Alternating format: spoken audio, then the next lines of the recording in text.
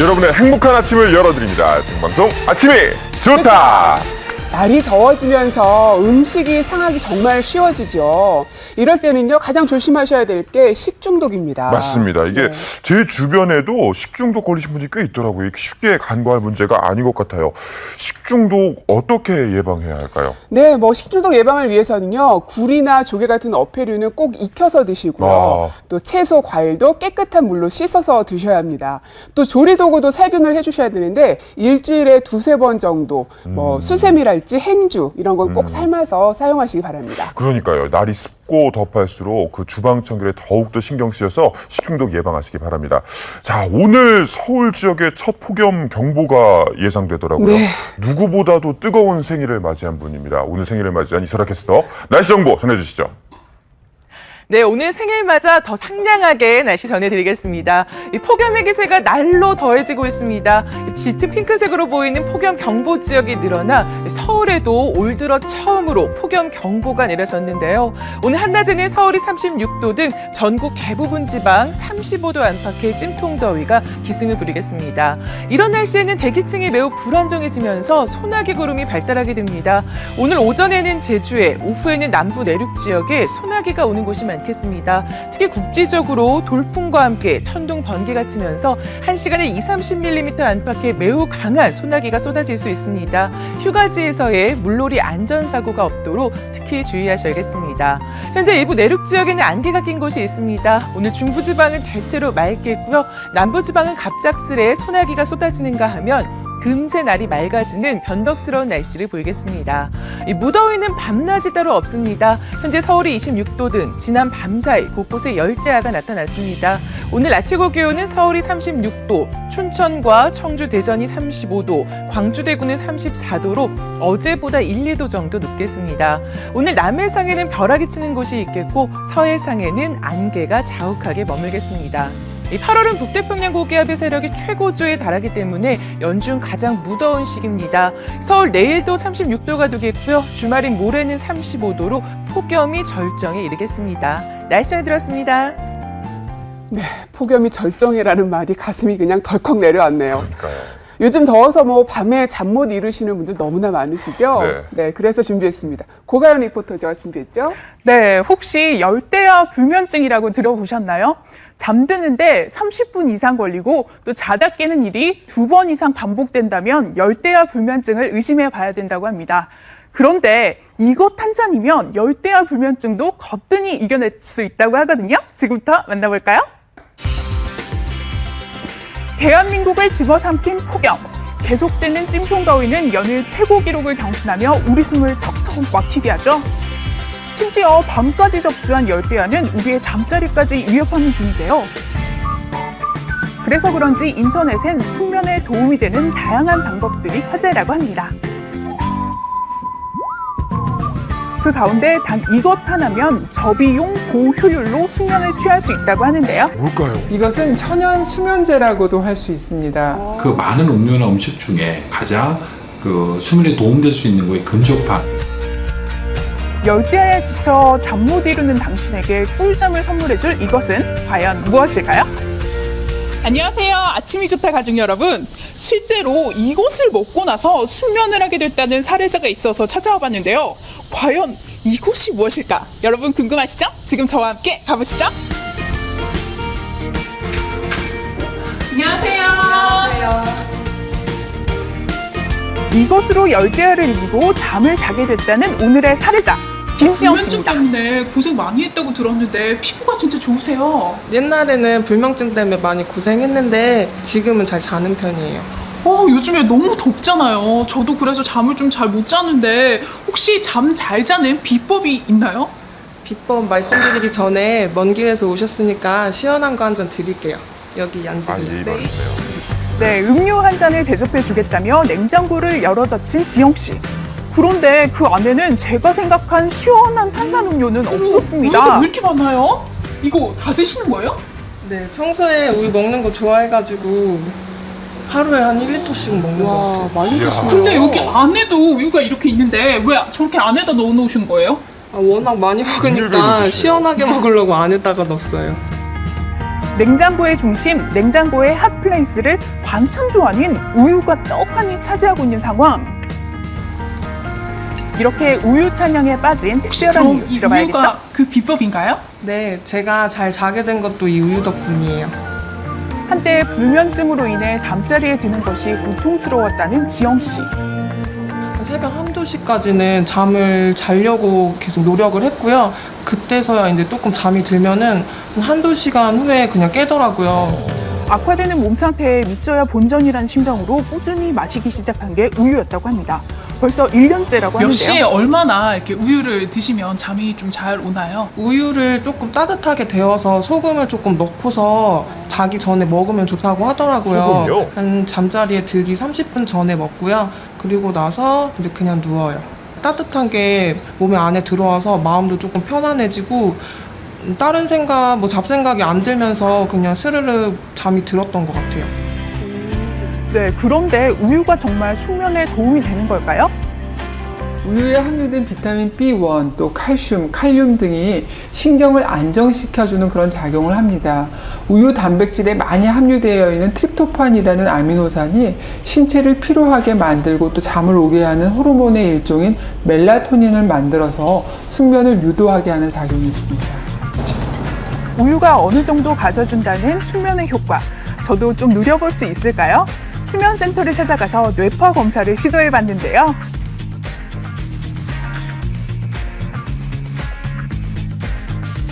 오, 사실 낮이기도 했고 잠들기가 쉽지가 않았어요. 일하신다라고요. 네, 다음날 수면센터를 다시 찾았습니다. 한달은 싫다시군요. 네. 이번엔 실험 시작 30분 전에 따뜻하게 데운 우유 한 잔을 마시고 수면에 도전해봤습니다. 네, 이번에는 우유랑 저랑 궁합이 잘 맞았는지 금방 잠들었다고 하더라고요. 편안해 보이시네요. 네. 네. 그럼 이제 이틀 동안 진행한 실험 결과를 한번 알아볼 텐데요. 선생님 어떻게 나왔나요? 뇌파가 빠릅니다. 그래서 빠른 게 뭉쳐지면 색깔이 이렇게 진하게 표현이 되고요. 자는 동안에는 뇌파가 느려지니까 그 겹침이 없다 보니까 색깔이 좀 허옇고 예, 좀 루즈한 듯한 이런 느낌이 들어서 우유를 마시고 잠들었을 때 수면의 질이 더 좋은 것으로 나타났는데요. 모든 사람이 그런 건 아니지만 그 다른 음료수보다는 우유에 들어있는 트립토판이라는 성분이 아마도 도움이 되지 않을까라고 생각이 들죠. 수면에 도움이 된다는 우유. 아직도 그냥 벌컥벌컥 마시기만 하세요? 지금부터 우유의 변신을 꾀하는 센스쟁이가 되어도 좋습니다. 우유 레시피 대공개! 지금부터 우유를 색다르고 맛있게 드시는 방법을 소개해드리겠습니다. 먼저 우유 아이스크림 만드는 방법입니다. 우유와 생크림, 연유 등을 1:1:1 비율로 넣고 걸쭉하게 될 때까지 섞어줍니다. 용기에 담으신 다음에 한 2시간 정도 얼려주시는 게 좋습니다. 네. 반죽을 냉장고에 넣어 2시간 동안 얼린 후 꺼내어서 보기 좋고 먹기 좋게 토핑을 올려 장식하면 우유 아이스크림 완성! 이야, 고급져 두 보이는데요. 번째 디저트로는요, 아이들도 좋아하는 이탈리안식 푸딩이죠. 판나코타를 만들어 볼 거예요. 우유를 종이컵으로 3컵, 생크림은 1컵 분량으로 넣고 함께 끓여줍니다. 그리고 판나코타의 중요 재료인 바로 이것! 젤라틴인데요. 시중에서 쉽게 구하실 수 있으세요. 물기를 불려놓았던 젤라틴은 물기를 제거한 후 함께 끓여줍니다. 젤라틴까지 다 넣고 나면 실온에 어느 정도 식혀준 뒤 예쁜 컵에 담아내면 되는데요. 그리고 냉장고에서 1시간 정도 굳힌 후 각종 토핑을 얹어내면 우유 판나코타 완성! 간단하네요. 마지막 디저트는 라이스 푸딩을 만들어 볼 거예요. 어른분들이나 아이분들이 즐기기에 부담 없는 디저트입니다. 먼저 불린 쌀을 우유에 넣고 함께 졸여줍니다. 그리고 달걀 노른자와 생크림, 설탕을 1:1:1 비율로 섞어 쌀과 함께 다시 끓여줍니다. 쌀이 다 익으면 용기에 담아내고 그 위에 견과류 토핑을 얹어주면 우유 라이스 푸딩 완성!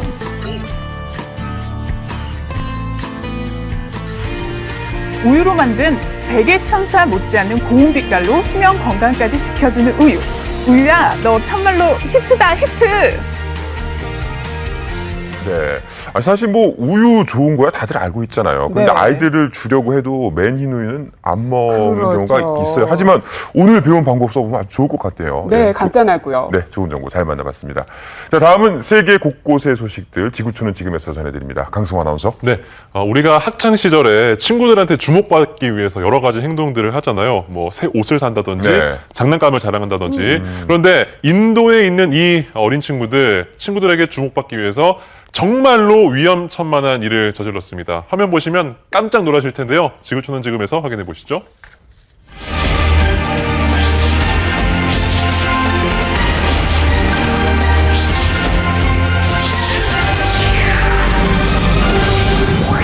다리 위에 학생들이 서 있죠.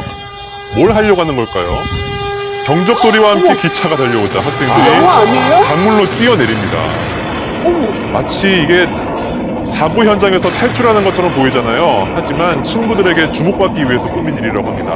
좀 철 좀 들었으면 좋겠어요. 아니, 절대 안 돼요. 이런 거는 올리면 또 누가 따라할까 걱정돼요. 자, 한 남성이 세차를 하고 있습니다. 그런데 갑자기 저분 보이시나요? 총을 든 강도가 나타나서 자동차 키를 내놓으라면서 남성을 위협합니다. 하지만 차 주인 당황하지 않고 강도와 맞서 싸우는데요. 물 분사기를 강도에게 조준해서 공격을 합니다. 어이구. 하지만 중요한 거는 저런 상황에서는 도망가는 게 더 중요하겠죠. 도로 위에 한 여성이 쓰러져 있습니다. 아이고.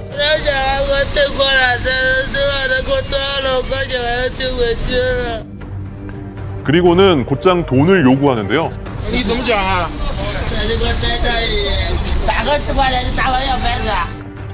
네, 근데 이 여성분 사실은 다친 곳이 전혀 없었습니다.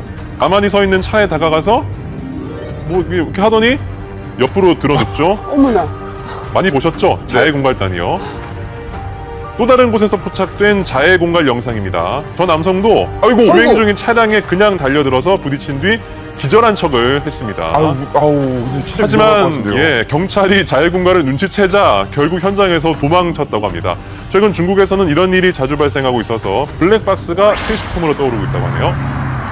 한 경찰이 검문을 실시하는데요. 무슨 일일까요? 운전자의 얼굴을 보니까 아무런 이상이 없죠. 네.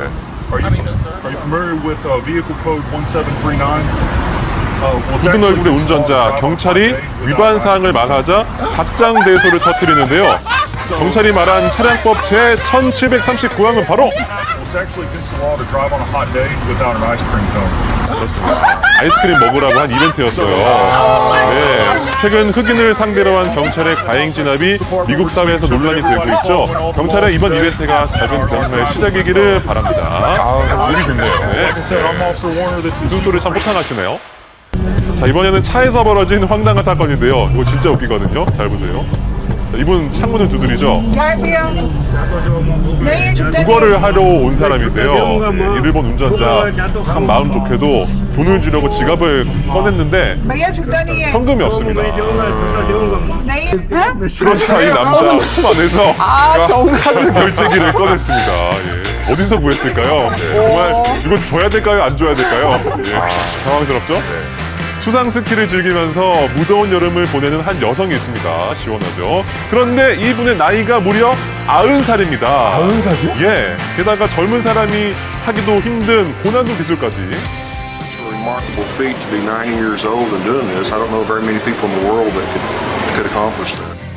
34살 때 취미로 시작해서 약 50년째 수상 스키를 즐기고 있다는데요.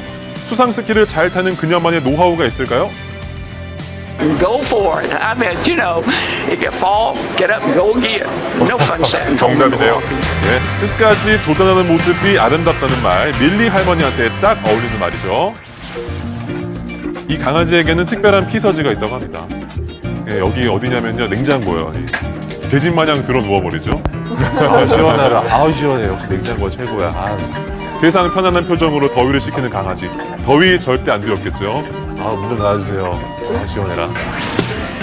여긴 태국입니다. 애완동물 가게인데요. 고양이 한 마리가 탈출을 시도합니다. 그리야! 넘어갈 거야! 넘어갈 거야! 너무 높아. 위험해 보이죠? 어떻게 내려오려고. 예, 그때 옆집에 있던 강아지가 놀라서 고양이를 말립니다. 가지 마, 위험해. 가지 말라고. 그런데 고양이가 강아지를 보더니 오히려 목적지를 바꿔서 강아지한테 가려고 합니다. 떨어질 것 같은데요. 어우, 위험해 보여요. 예, 고양이가 무사히 넘어갈 수 있도록 우리의 강아지가 또 잡아줍니다. 덕분에 고양이 무사히 착지했고요. 저들은 행복하게 살았다는 이야기. 강아지 꼬리 흔드는 거 보세요. 네. 정말 반가운가 보네요. 고요한 사찰 안에서 링 3개를 다루는 남자. 이번에 개수를 늘려서 4개 능숙하게 다루죠. 마치 이게 링들이 공중에 떠 있는 것처럼 보이잖아요. 신기하죠? 저글링의 한 종류인 컨택트 저글링인데요. 분리 법칙을 거스르는 듯한 착시 효과가 일어난다고 합니다. 하지만 컨택트 저글링을 완벽히 선보이려면 묘기뿐 아니라 악력과 팔의 근력 운동도 병행해야 한다고 하네요. 이 정도 수준의 묘기를 보여주기 위해서 정말 피나는 노력과 연습을 했을 것 같습니다. 무슨 그래픽 같아요. 이틀 앞으로 다가온 리우 올림픽 화려한 개막식이 열릴 마라카냥 주 경기장은 물론이고요. 리우의 상징 예수산까지 리우데자네이루가 블록 장난감으로 재탄생했습니다. 가로 5m, 세로 6m 크기의 조립에 쓰인 조각 100만 개 정도 된다고 하는데요. 뿐만 아니라 10명의 블록 장난감 장인이 1년 동안 2,500시간을 투자해서 완성했다고 합니다. 장인 정신이 깃든 이 작품은 올림픽 개막 전에 리우데자네이루에 기증될 예정이라고 합니다. 메달을 위해서 오랜 시간 준비해온 대한민국 대표팀 선수들도 화이팅입니다. 조금 전에 냉장고에 들어간 강아지 참 부럽더라고요. 그렇죠. 정말 더워요 요새. 자, 이번 순서는 SNS 스토리입니다. 전주리 아나운서 준비하셨죠? 네, 한상 아나운서 제가 퀴즈 한번 내볼게요. 이거 뭔지 맞춰보세요. 베어스프, 네. 피그 마사지, 피그 마사지? 식스타임즈. 돼지 마사지? 식스타임즈? 네. 베어스프는 곰탕, 곰국? 네. 나머지는 잘 모르시겠죠. 나머지는 잘 모르겠어요. 네, 이렇게 우리도 알기 어려운 이 엉터리 영어 번역들이요. 외국인들이 많이 찾는 이곳에는 난무한다고 합니다. 식스타임즈의 정체는 뭘까요? 지금 만나보시죠. 생활 속 유용한 정보부터 한 주간의 이슈까지 SNS로 보는 세상 속 이야기 지금 시작합니다. 최근 많이는들을 충격에 빠뜨린 엉터리 영어 메뉴판. 바로 이 음식을 식스타임즈라고 표시한 건데요. 무슨 음식일까요? Time maybe salad. Spices? 아니, 한국인들조차 모르는 이 음식의 정체는 바로 구수한 육회였는데요. 단어 그대로를 영문으로 표시해 놓은 듯한 황당한 메뉴판. 너무하네요. 네, 그렇다면 베어탕은 뭘까? 외국인들에게 다시 물어봤습니다. Maybe it's in the form of a bear or 그러겠죠. 당연히 그렇게 생각하겠죠. I don't know. questionable parts of a bear. They would 상상하고 really be 싶지 made 않을 of 것 같아요. 진짜 곰이 들어갔을 것 같다는 이 음식의 정체는 바로 곰탕. 네, 이처럼 엉터리 메뉴판의 현황을 파악하기 위해 제작진이 직접 거리를 돌아다녀 봤는데요. 몇 걸음 떼지 않아 거리 곳곳에서 발견된 엉터리 메뉴판들. 그리고 이 음식은 뭘까요? 한스타 메뉴판에서 발견한 네이문의 포테이토 숲, 감자 스프일까요? 네, 궁금증을 참지 못하고 가게에 들어간 제작진. 밖에 감자탕에 포테이토 스프라고 써있던데 왜 그러는 거예요? 정확한 영문 그런 건 잘 모르겠고 그냥 포테이토가 감자니까 그냥 뭐 포테이토 스프 있으면 재밌긴 한데 웃을 수는 알아듣지 없네요, 않을까 해서 이게. 그냥 이렇게 써놨고. 맞습니다. 한상한 아나운서가 말한 포테이토 스프의 정체는 바로 얼큰한 국물이 최고인 감자탕이었습니다. 그렇다면 감자탕을 모르는 외국인들은 포테이토 스프를 어떤 음식으로 생각할까 궁금해졌는데요. Something with potatoes. But not a pork stew, no. When you read this potato soup, you think it's just potato, maybe white soup. 외국인들에게도 많은 혼선을 주는 잘못된 메뉴판들. 정확한 표기법은 어떻게 될까요?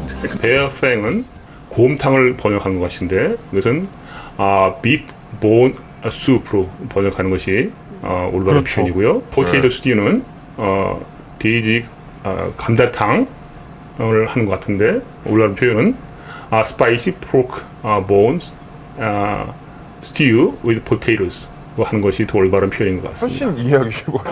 예. 외국인 관광객 천만 시대입니다. 찾아오는 사람도 맞이하는 사람도 찌푸릴 일 없게 올바른 메뉴판 정착이 필요해 보이죠. 정리가 진짜 필요해 보이네요. 네. 얼마 전 SNS에 올라오며 폭발적인 관심을 받았던 한 장의 사진이 있었는데요. 자랑스럽다는 이 댓글의 주인공은 바로 국민 귀요미 삼둥이들. 많이 크네요.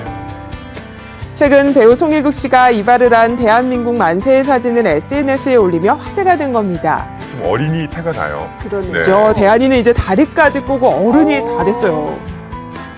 아이들은 정말 쑥쑥 자란다는데 대한민국 만세도 불과 1년 새 정말 많이 컸습니다. 그리고 며칠 전 또 반가운 사진이 올라왔는데요. 대한민국 만세가 아빠의 공연장을 찾은 겁니다. 이제는 정말 어린이 티가 나는 삼둥이들. 이렇게 꼬물꼬물거리던 유아 시절을 지나서 슈퍼맨이 돌아왔다로 처음 만났을 때만 해도 굉장히 어렸죠. 잘못했죠. 그리고 민국이의 명장면, 훈장님이 무서워서 닭똥 같은 눈물을 뚝뚝 흘리던 때가 엊그제 같은데요. 정말 폭풍 성장을 했습니다. 일곱 아빠 삼둥이 사진 많이 올려주시고요. 대한민국 만세도 건강하게 쑥쑥 크길 바래요. 네, SNS에 공개된 직후 2주 만에 좋아요 7,700개 돌파. 최근 온라인상에서 큰 화제가 되고 있는 영상인데요. 손과 얼굴에 그림을 그려 흑사 진짜인지 착시 효과를 주는 그녀만의 개성 있는 작품들이 큰 인기를 끌고 있습니다. 신기하죠? 작품을 접한 네티즌들은 그저 놀랍다는 반응인데요. 과연 화제의 주인공은 누구일까? 저희 제작진이 직접 만나봤습니다. 안녕하세요. KBS 있었습니다. 네, 안녕하세요. 저는 일루전 아티스트 윤다인입니다. 네, 이분이 바로 오늘의 주인공 윤다인 씨입니다. 그런데 어디서도 본 적 없는 이 신기한 작품들은 대체 뭔가요? 좀 무섭기도 하고요. 일루전 아트라고 부르고 있는데요. 그게 이제 일루전의 뜻대로 이제 환상 효과와 착시 효과를 주는 미술이어서 그래서 일루전 아트라고 하고 있어요. 완성된 작품들은 항상 SNS에 올려 많은 사람들과 실시간으로 공유하곤 한다는데요. 기상천외한 그녀의 작품들 함께 감상해 보실까요? 배경과 모라일체가 된 듯한 첫 번째 작품부터 진짜 멋있죠. 도대체 페인팅을 한 것이라고 믿기 힘들 정도로 정교하고 톡톡 튀는 다인 씨의 작품들. 제가 최근에 했던 저의 얼굴을 이렇게 어깨에 그린 게 있어요. 그래서 제가 2명인 것처럼 해서 4개의 얼굴을 한 작품이 있는데요. 그 작업을 하면서 되게 힘들었거든요. 이게 목이 돌아갈 뻔했는데.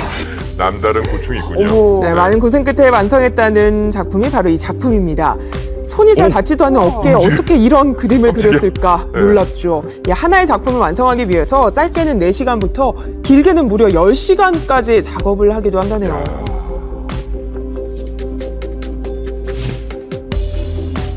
그리고 그녀의 작업 필수품인 거울. 몸에 그림을 그리기 때문에 항상 거울을 보며 그림을 그린다는데요. 도화지에 그림을 그리듯 거침없는 손길로 완성된 이번 작품은 과연? 네. 마치 얼굴에 두 사람이 함께 있는 것 같죠. 보는 시각에 따라서요, 표정까지 달라 보입니다. 자세히 볼수록 정교함에 1번, 아이디어에 2번, 정말 놀랍습니다.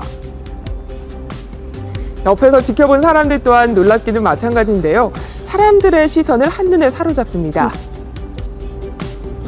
왠지 만지면 안 될 그냥 것 막 같아요. 그리는데 그게 진짜 실제와 같고 이렇게 한 손에 자기가 자기 얼굴을 그리는 게 너무 신기해. 그래서 제작진이 미션을 준비했습니다.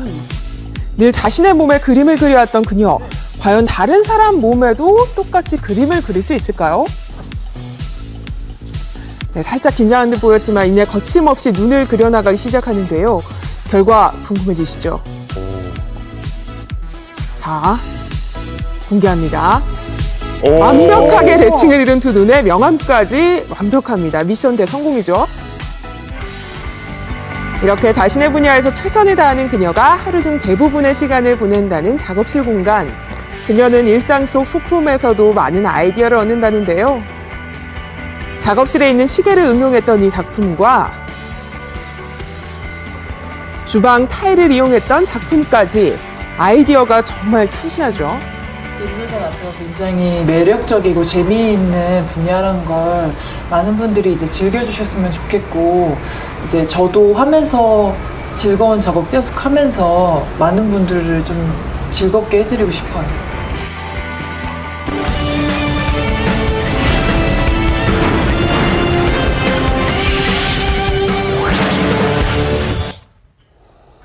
이번엔 한상원 아나운서가 새로운 코너 준비하셨다면서요? 그렇습니다. 네. 딱 5분만 보여드립니다. 한 주간 가장 뜨거웠던 소식 제가 준비한 5분 대기조에서 준비했습니다. 지금 바로 만나보시죠. 네, 지난 31일 부산 해운대 한 차가 교차로로 날아듭니다. 갑자기 폭경을 당한 듯한 주변 차들. 아수라장이 돼버린 도로 한복판. 불과 10여 분 만에 일어난 사고. 마치 드라마나 영화 속 한 장면을 보는 듯한데요. 튕겨나가서 정도는 얼마나 큰 충격을 느꼈어요. 모두를 충격 속에 몰아놓은 광란의 실주. 도대체 무슨 일이 일어났었을까요? 5분 대기조에서 긴급 취재했습니다.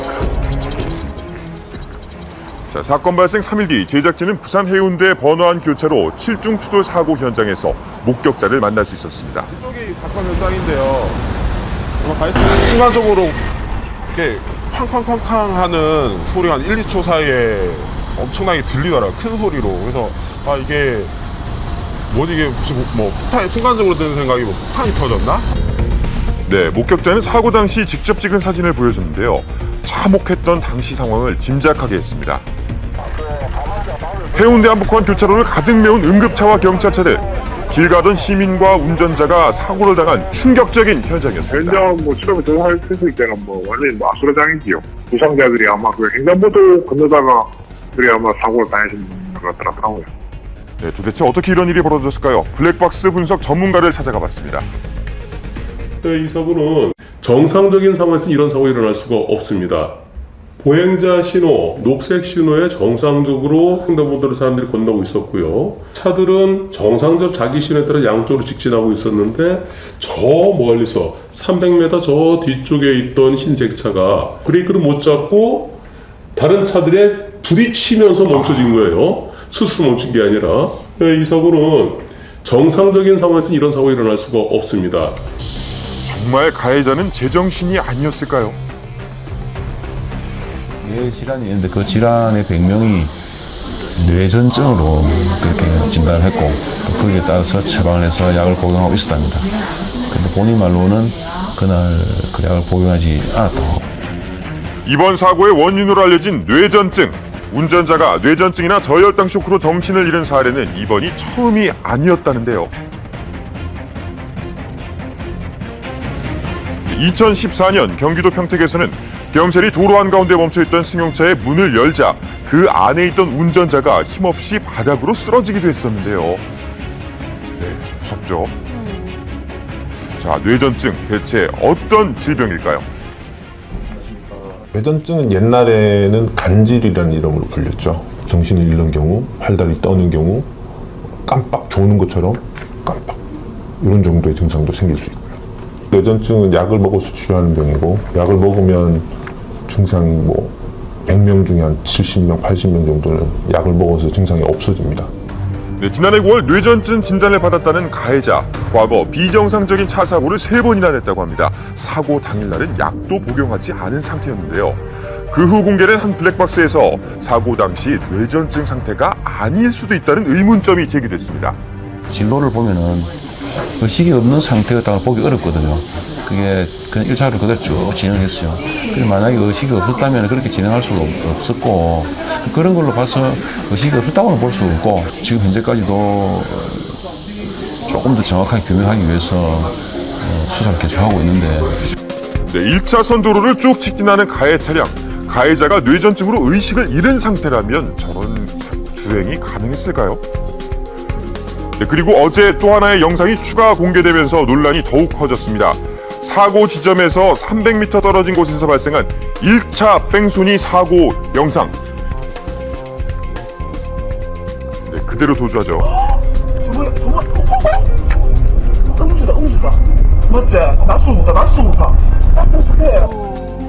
네, 음주운전인 것처럼 차선을 바꾸면서 교묘히 다른 차량을 피해가는 가해자의 모습. 보셨듯이 1차 사고는 그 편도 3차로 도로인데 편도 3차로 중에서 2차로 이렇게 진행하고 있었습니다. 가해 차량이. 근데 앞에서 대기하고 있던 그 승용차를 갖다가 승용차 뒤 후미를 이렇게 큰 충격은 아니었었고 추돌 했는데 뺑소니에 이어 행인을 치고 다른 차량까지 무자비하게 부숴버린 광란의 7중 추돌 사고. 이번 주 내내 대한민국을 충격으로 몰아넣었습니다. 이 가해자는 현재 뺑소니 혐의까지 추가돼 사전 구속영장을 청구할 예정이라고 합니다. 과연 이 충격적인 사고, 뺑소니인지 뇌전증인지 그 원인 하루빨리 밝혀지길 바라겠습니다. 네, 이 가해자 같은 경우에 의식을 순간적으로 잃을 수 있는 뇌전증을 지난해에 진단을 받았는데요. 그럼에도 불구하고 운전면허증 갱신을 받았습니다. 본인이 그 병력을 밝히기 전까지는 알 수가 없는 게 현재 운전면허 갱신 제도의 문제점인데요. 네. 약간 좀 구조적인 보완이 필요해 보입니다. 그렇습니다. 정말 무고한 사람들이 목숨을 잃을 수 있는 상황이기 때문에 제도가 빨리 점검이 돼야 될 것 같습니다. 자, 이번 순서는 사건의 재구성 실마리입니다. 최재원 경사, 오늘은 어떤 사건인가요? 예, 지난해 인천의 한 작은 시장이 발칵 뒤집어지는 사건이 발생했습니다. CCTV가 없고 노인이 운영하는 영세상가에서 위조 지폐가 수십여 장이나 발견된 것인데요. 이 사건은 주로 눈이 어두운 노인을 대상으로 한 범행이었습니다. 그럼 경찰은 과연 어떻게 범인을 검거했을까요? 사건의 재구성 실마리 그 6번째 이야기에서 만나보시죠.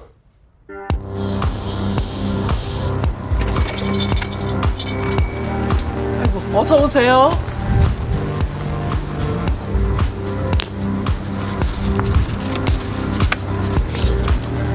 뭐요? 이거 하나요? 이게 1,000원하고 이게 오면은 가만. 할머니 잔돈 됐고요. 그냥 주세요. 오, 낚아채 듯이 가져가 버리네요. 빼앗듯 거스름돈을 챙겨 나가버리는 수상한 청년. 아이고 형사 양반! 형사 양반! 형사 나 좀 도와줘요. 이 돈이 암만 해도 이상해. 어? 이거 위조 지폐인데? 노인들을 울린 가짜돈, 위조지폐 유통사건의 전말. 사건의 재구성 실마리 제6화 그 남자의 그 여자. 먼저 위조지폐를 직접 받았던 피해 상인을 만나봤습니다. 키도 크고 남자가 이렇게 휘실하게 생겼어. 5만 원짜리를 이렇게 해서 주는 거야. 이렇게 해서 그냥 펴보지도 않고 그냥 이렇게 해서는 알았다 그러냐고. 그렇죠, 보통은. 위조지폐를 반으로 접어 반사되지 않는 홀로그램은 보이지 않도록 하고 교묘히 눈속임을 시도한 범인. 그래 이러고 보니까 여기가 파래. 그래 아차. 아이고. 사건 후 1년이 지나 지금까지도 위조지폐의 트라우마가 남아있다는 피해자는 수시로 위조지폐 범죄에 노출되지 않도록 대비하고 있는 상태라고 합니다. 또한 당시 피해를 입었던 인근 상가 모두 여전히 초긴장 상태라고 하는데요. 인천 일대를 발칵 뒤집어 놓은 위조지폐 유통사건. 피해 업소만 수십 곳에 달했습니다. 그럼 지금부터 실마리를 찾기 위해 움직여 보겠습니다. 우 형사님 이거 보세요. 또 나왔어요. 위조지폐. 이거 똑같잖아. 이 가게의 주인분은 어떤 분이셔? 이 가게도 70이 넘은 할아버지예요. 할아버지가 주인이에요. 아, 노인분만 노리는구나. 주로 사용한 게 그 판단력이 약간 흐린 나이 드신 분들이나 어르신들한테 노점상 이런 분들한테 사용을 한 사건입니다. 일반 그 A4 용지에다 복사를 했기 때문에 그것이 일반 젊은 사람들이나 아니면 좀 이런 큰 가게를 가면 발각될 염려가 있기 때문에 아무래도 그것을 염려를 해서 그렇게 사용한 것 같습니다. 노인을 상대로 한 명백한 계획 범죄. 가게에 CCTV 용의자는 누구일까? 구멍가게에 무슨 CCTV요? CCTV가. 그럼 이거 낸 사람 인상착의 알고 계신가요? 인상착의가 뭐요? 옷 입은 거는 시커멓게 입고 모자 시커먼 모자 쓰고 왔더라고요. 시커먼 모자요? 사실 굉장히 그 검거하는 과정이 힘이 들었습니다. 왜냐하면 그 주변이 골목 이런 데 사용하다 보니까 CCTV라든지 이런 거 확보하기가 굉장히 어려웠습니다. 그래서 대충 이제 인상착의를 듣고 그분들한테 피해자들한테 인상착의를 대충 듣고 그 인상착의를 토대로 그 주변 CCTV를 전부 다 이제 확인하는 작업을 가는 거죠. 피해 상가들이 위치한 주변을 기준으로 용의자의 예상 경로를 추정해 CCTV를 확보해 나간 우영사. 그렇게 수백 개의 영상을 분석한 결과 이거 CCTV 나온 것 같아요. 이거 구멍가게 바깥에 있는 CCTV예요. 그럼 여기 지금 검은 모자 쓴 사람 이 사람인 것 같아요. 오, 맞네. 검은색 모자. 그 할머니가 얘기했던 그 남자 인상착이랑 똑같네. 김영사. 네? 이거 뒤로 좀 돌려볼래? 아, 뒤로요? 대감기? 싹 멈춰. 여기 봐봐. 이 두 명 아무래도 연인 사이인 것 같지 않아? 아, 예. 보니까 이 여자가 여자친구인 것 같아. 근데 우영사님 여기에는 또 다른 여자랑 서 있는 것 같은데요? 그러네. 다른 여잔데? 신원을 알 수 없는 용의자, 그와 함께 있던 두 명의 여성. 그녀들의 정체는 보름 동안 추적을 해서 어느 커피숍에 들어갔다 나온 것까지 확인을 했습니다. 거기서 그때 당시 아마 여자친구를 만났던 것 같아요. 그래서 오히려 그 여자친구를 추적하는 게 더 빠르겠다 싶어서 그 여자친구를 추적을 했습니다.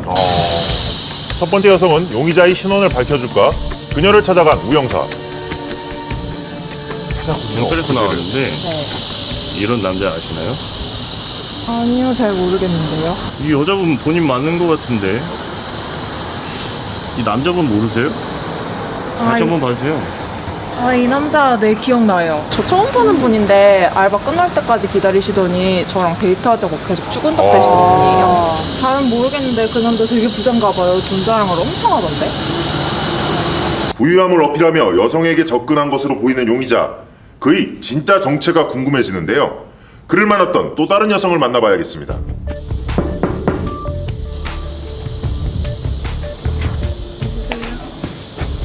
혹시 여기 나와 있는 여자분 본인 맞으신가요? 네, 근데요? 여기 옆에 같이 서 계시는 모자 푹 눌러 쓴 남자분, 이분 아시는 분인가요? 아니요? 모르는 사람이에요. 여기 분명히 남자분이 같이 있는 사진이 있는데 남자친구 아니세요? 아니에요. 그때 그냥 길 물어보다 그런 거예요. 모르는 사람이에요. 당황하는 기색이 역력한데요. 뭔가 수상해요. 처음에는 이제 모른다고 이제 하죠. 나 왜 나한테 그래? 오히려 우리를 이상하게 보고. 확인한 CCTV 속 영상과는 다르게 모르는 사이라 잡아떼는 두 번째 여성의 태도. 이를 수상히 여긴 우영사는 집 앞에서 잠복하기에 이릅니다. 그런데 얼마 후 집을 급히 나서는 여성. 네, 그녀의 인상착의에서 익숙함을 발견하게 되는데요. 저 모자 어디서 봤는데? 그때 그 모자. 바로 여성이 쓴 모자가 용의자의 얼굴을 가린 것과 같은 것이었습니다. 확실한 실마리를 잡은 우영사는 여성의 뒤를 쫓는데요. 그녀는 누구를 만나러 가는 걸까?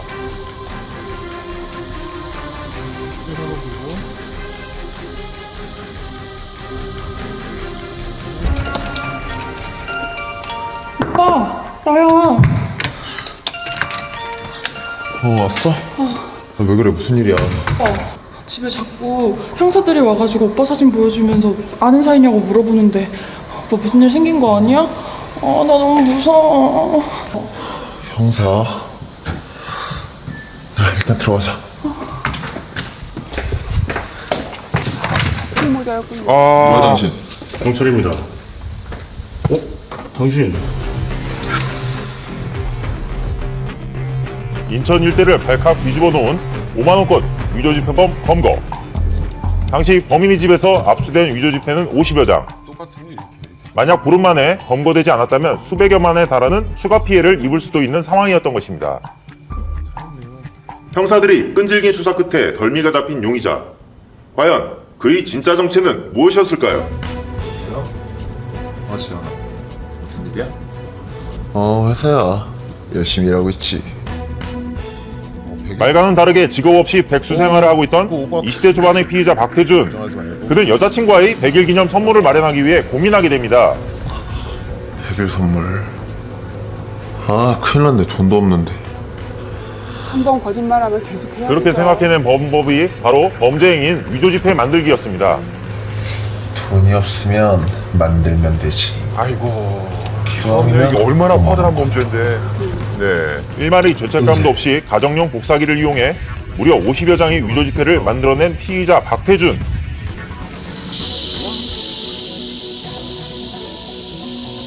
자기 오늘 100일이잖아. 오빠가 선물 하나 준대.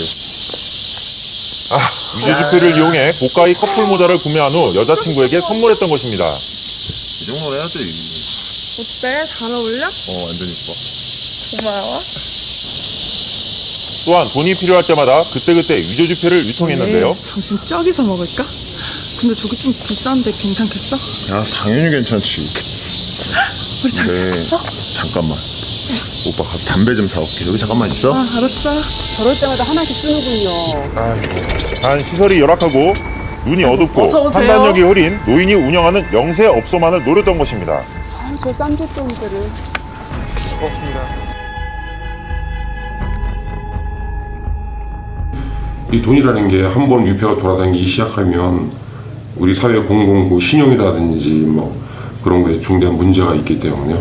또 대단히 그 위패범에 대해서는 또 엄히 처벌을 합니다. 위패범은 그 돈이 많이 퍼져나가기 전에 신속하게 수사에 착수해서 검거하는 게, 그리고 시중에 놔두는 위패가 있다면 빨리 회수를 하는 게 가장 중요하다고 생각합니다. 데이트 비용 마련을 위해 위조 지폐 유통이라는 어마어마한 범죄를 저지른 20대 초반의 피의자. 더 이상 이런 일이 일어나지 않길 바랍니다. 최재형 경사의 실마리였습니다. 네, 위패를 만드는 것도 유통시키는 것도 굉장히 커다란 범죄입니다. 그럼요. 절대 있어서는 안 되겠습니다. 자, 다음은 김철의 사각지대인데요. 김철 씨, 용의자처럼 옷을 입으셨어요. 검은색으로. 네. 예. 오늘은 어디 다녀오셨나요? 왔습니다. 요즘 날씨가 많이 더워요. 네. 예, 이런 날씨에 냄새 나고, 그리고 부패되고, 그리고 벌레 생기고, 무슨 이야기냐면요, 쓰레기 이야기입니다. 네. 근데 이 쓰레기를요, 그 남의 집에 버리고 도망가시는 분들, 모르는 곳에 버리고 가시는 분들 그렇게 많다고 해요. 그래서 제가 갔다 왔습니다. 불법 쓰레기 투기 현장, 지금 함께 하시죠.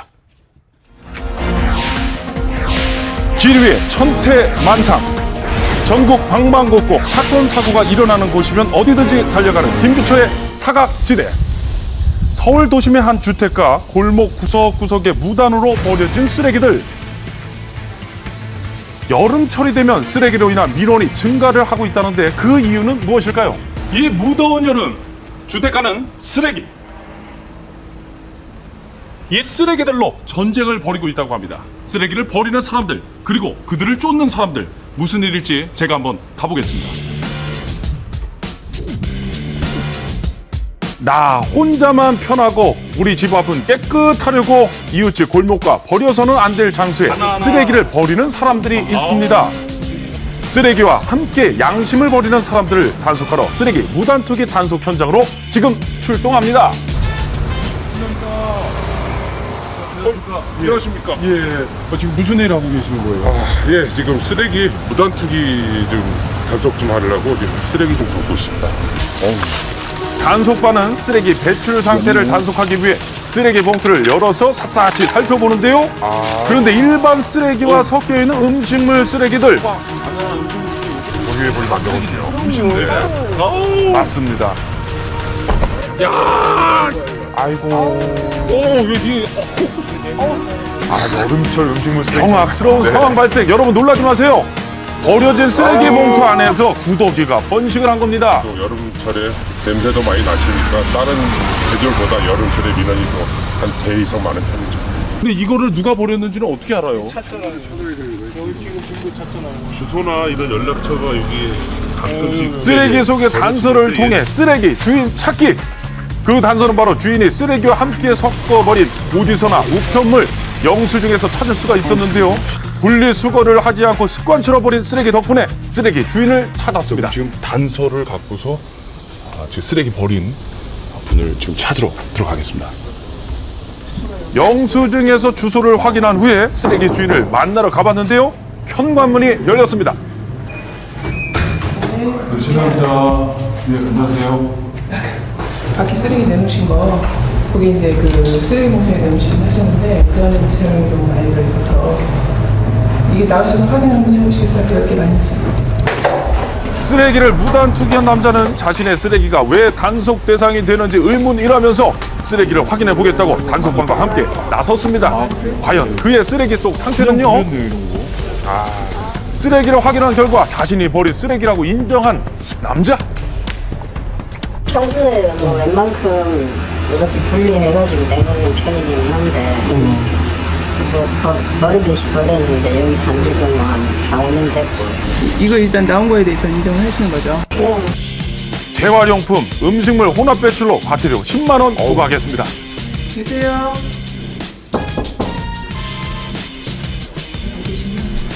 이제 위반하신 사항을 적어서 붙여놓고 그리고 가는 거예요. 사람이 부재 중인 집에는요, 쓰레기 무단 투기로 적발되었다는 위반 사항을 적은 경고문을 현관문에 부착해 알립니다. 보시면은 여기 쓰레기를 버리지 말라고 써 있고 또 CCTV 녹화 중입니다. 이곳에서는 쓰레기를 버릴 수 없으니 제거하세요. 잘 돼 있더라고요. 성으로도 네. 쓰레기를 버리지 말라고 했는데 여기 쓰레기가 많이 버려진 많이 버려져 있죠. 실제로 다른 곳보다도 경고문이 붙여진 곳에 쓰레기가 더 많이 버려져 있었습니다. 무슨 심리인가요, 이게? 거기다 버리면 다 되는 줄 알아, 지금. 근데 이게 아니잖아, 이거는. 그 냄새나고 좀 지저분하죠. 주민분들이 그렇게 힘들어하더라고요. 여기도 나오는데 우리가 얼마나 감시한지 우리 카메라 다 있잖아요. 정말 집 앞을 확인할 수 있는 감시 카메라가 설치돼 있었습니다. 편안해야 할 내 안식처에서 집 밖을 지켜야 하는 불편한 상황. 그래서 이제는 쓰레기 때문에 이웃도 믿지 못하게 된 상황까지 온 것인데요. 그도 그럴 것이 이 영상을 주목해 주세요. 골목에서 한 사람이 큰 쓰레기 봉투를 들고 이웃 주민의 집 앞으로 다가오더니 들고 나온 쓰레기를 아주 자연스럽게 버립니다. 아니 본인 집 앞에 놓으면 되는데 왜? 여기는 음식물 쓰레기만 버리는 곳인데요. 일반 쓰레기를 가져와서 무단 투기를 하는 사람, 피해를 보는 사람만 속이 썩어 들어갑니다. 우리 앞에는 우리가 지키잖아. 그리고 이렇게 저기서 오다가 여기서 휙 던져요. 그러면 우리 쫓아나가 우리가. 쫓아나가 왜 거기 가져가라고. 이곳은 쓰레기가 많이 버려진 곳이 있다고 해서 찾은 서울시 마포구의 한 주택가 골목. 여기가 주민들이 쓰레기를 많이 버리는 상습 무단투기 장소거든요. 쓰레기 무단투기 금지를 알리는 경고문이 있지만 그야말로 무용지물. 무단투기를 하지 않기 위해 지금 저희가 차량 블랙박스를 이용해서 여기를 단속을 하고 있고요. 단속반의 눈을 피하기 위해 심야에 쓰레기를 무단 투기하는 사람들이 있죠. 그런 사람들을 단속하기 위한 것이 바로 이 차량 블랙박스. 놀랍지 않습니까? 뛰는 놈 위에 나는 놈 있습니다. 음식점에서 양손 가득 쓰레기를 들고 나오는 한 남자. 그런데요, 그는 경고문이 부착된 곳에 다가가더니 당당히 쓰레기를 버리는데요. 그리고는 다시 음식점 안으로 들어갑니다. 그래서 다음날 단속을 하기 위해서 다시 찾아간 음식점. 동사무소에서 왔어요. 홈센터에서 왔어요. 차로 그 지금 블랙박스 녹화해서 단속을 하고 있어요. 근데 여기서 지금 누가 버린 것 같아갖고. 누가 뭘 버려요? 쓰레기를. 어디서 자, 한번 보여드릴게요. 아니 확인만 좀 해달라고. 확인만. 우리 쓰레기를 별로 버린 거 없어요. 근데 이제 보시면 아세요. 네. 증거가 중요하죠. 초당집에서 여기 사람 나오는 거 보여요, 여기? 사람? 제 손님이 쓰레기를 들고 가게에 들어갔을 때 갖고 왔거든요. 그렇죠. 뭘 갖다 버렸어요? 아니 쓰레기. 일반 쓰레기? 누구세요, 이분 아까 그분? 아니 몰라요. 남자분? 네, 모르겠어요. 아니 여기에서 일을 하시든지 그런 분 같은데. 내가 할 때 얘기할게요. 반드시 집 앞 점포 앞에다 내놓는 거예요, 문 앞에다가. 딴 데 내놓지 말고. 그 시각 서울시 중구청 쓰레기 무단 투기 단속반. 상가가 밀집해 있는 골목을 단속하던 중 인도에 버려진 쓰레기 봉투를 발견을 했습니다. 그런데 봉투 속에 보이는 음식물들 보이시나요? 아이고, 엄청 많죠? 중구청 청소과에서 나왔습니다. 다름이 아니라 지금 이 종량제 봉투에 이런 재활용이나 음식물을 이렇게 배출을 하셨기 때문에 혼합 배출을 이렇게 따로따로 분해를 나는데? 그렇죠. 이렇게 버리시면은 불법 배출이시거든요. 아니 일단은 치우시는 건데 일단은 이거 적발이 되셨기 때문에 위반하기 전 하나 작성을 하셔야 돼요. 아니 안 버렸잖아요 지금. 이게 배출이 된 거지 이게 어떻게 배출이 안 된 거예요? 다 묶었는데 이거. 묶어도 이거 몇천 원 이거 버리겠어? 이거는 분리를 우리가 할게요. 얘기를 하시니까. 이 건에 대해서는 배속을 해야 된다는 말씀드리잖아요. 그러니까 스티커를 발발로 마세요. 행정처분이랑 협박적으로 얘기하지 마시고 재활용품과 음식물 혼합 배출로 인해서 과태료 10만 원 부과합니다. 모두가 힘을 모아 혼합 배출이 된 쓰레기를 다시 분리를 해서 버리기로 했는데요. 분리 작업으로 잠시 버려진 양심을 다시 찾아왔습니다. 쓰레기 무단 투기가 많이 일어나고 있다고 해서 찾아간 곳. 그런데 놀랍게도 도착하자마자 무단 투기 현장을 목격한 건데요. 단속반과 함께 바로 현장을 급습했습니다. 현장에서 예. 저렇게 쓰레기 버리시는 분들 많아요. 저희들 지금 중구청 청소과에서 나왔는데요. 쓰레기 지금 봉투 미사용해서 지금 무단 투기하셨죠? 그럼 여기 버리시면 안 되는 지역인지 아시죠? 쓰레기 종량제 봉투를 사용하지 않고 심지어 쓰레기를 혼합 배출해버린 남자. 그거 왜 버리신 거예요? 여기다가는? 여기 보통 길을 여기 뭐 공범수 그런 게 많은 것 같아요. 친구 따라 강남 가기 전에 규격 봉투 미사용으로 과태료 20만 원 부과하도록 하겠습니다. 저녁인데도 여기 쓰레기가 많습니다. 길을 걷고 있던 단속반 뒤로 포착된 한 사람 실제 상황인데요. 아이고. 전혀 죄책감을 못 느끼시는 거예요. 여기 쓰레기 잘 모르시는 거죠. 여기다 버리면 안 된다고 이렇게 써놨는데. CCTV 녹화 중입니다. 잘 들어보세요. 그러니까요. 이렇게 버젓이 방송이 나오고 있는데. 여기는 쓰레기 버리는 곳이 아니라 배출 장소가 아니에요. 종이나 이런 것들도 다 집 앞에 집 앞에다가 버리시면은 예 그러면은 다 치울 겁니다. 근데 여기 딱 써놨는데 버리시면 안 된다고. 그러니까요. 버리기 전에 다시 버린 거지. 집 앞에다 버리면 조금 불편한가요? 아니 집 앞에 놓으면 더 좋죠. 더 좋아요? 그렇게 하시면 되는데 그렇게 분리만 이렇게 해가지고. 집 앞에다 놓으면 도대체 여기까지 일부러 구바를 갖고 나와요. 그렇죠. 앞으로 우리 집 쓰레기는 우리 집 앞에 배출 장소 위반으로 과태료 10만 원 부과하겠습니다. 심야에 쓰레기 무단 투기 단속을 하다 잠시 쉬던 중이었는데요. 그런데 그때요. 그렇습니다. 양손 가득 쓰레기를 들고 나타난 한 남자가 포착됐습니다. 남자는 보기에도 어마어마한 양의 쓰레기가 담긴 쓰레기 봉투를 들고 횡단보도를 건너더니 무단 투기를 합니다. 여기 그 쓰레기를 버리셨네요. 여기 그러면 다른 쓰레기가 있어가지고 버리신 거예요? 아니 원래 여기 동네에 여기다 버리는 거라니까. 원래 여기다 버리는 거예요.